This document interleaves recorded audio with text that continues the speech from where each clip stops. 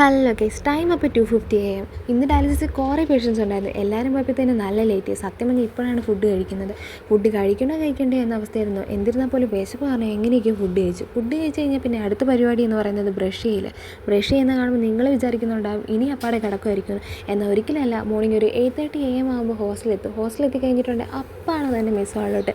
ഈ ഒരു ലക്ഷ്യം മനസ്സിൽ വെച്ചിട്ടാണ് ഞാനിപ്പോൾ സത്യം പറഞ്ഞാൽ ബ്രഷ് ചെയ്തത്. മോർണിംഗ് ഒരു 4:30 AM തൊട്ട് പേഷ്യൻസ് വന്നു തുടങ്ങും. അപ്പുറത്തേന് പറയാം അൽക്കുലുക്ക് പരിപാടി സെറ്റാക്കാനുണ്ടായിരുന്നു.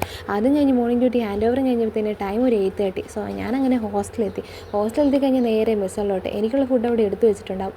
നല്ല ഉപ്മാവും പഴവും. സോ ഫുഡ് കഴിച്ച് കഴിഞ്ഞാൽ പിന്നെ നേരെ റൂമിലോട്ട്. സത്യം പറഞ്ഞാൽ ഇങ്ങനെയുള്ള സിറ്റുവേഷൻസിലാണ് നമ്മുടെ അമ്മേനെയും വീടും അമ്മ ഉണ്ടാക്കുന്ന ഫുഡൊക്കെ മിസ് ചെയ്യുന്നത്. എന്നിരുന്നാൽ പോലും എല്ലാ സിറ്റുവേഷനും നമ്മൾ അഡ്ജസ്റ്റ് ചെയ്ത് ജീവിക്കുകയാണല്ലോ.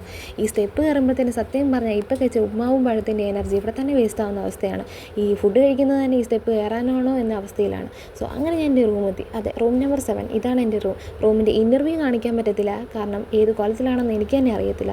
സോ ഇനി അടുത്ത പരിപാടി എന്ന് പറഞ്ഞാൽ ബെഡിലിരിക്കുന്നു, കുറച്ച് സമയം ഫോണിൽ കളിക്കുന്നു. സോ അതെല്ലാം കഴിഞ്ഞ് നേരെ ഫ്രഷ് ആവാൻ. സോ ഫൈനലി ഞാനങ്ങനെ ഫ്രഷായി സുന്ദരിയായിട്ട് വന്നിട്ടുണ്ട്. സോ ഏതായാലും റെഡിയായി സുന്ദരിയായിട്ട് വന്നതല്ലേ. ഇനി എന്താ നെക്സ്റ്റ് പരിപാടി എന്ന് ചോദിച്ചിട്ടുണ്ടെങ്കിൽ വേറൊന്നുമല്ല, കുറച്ച് ടൈം കിടന്നുറങ്ങണം. അതൊക്കെ ക്ഷീണം വരണ്ടേ. Bye guys.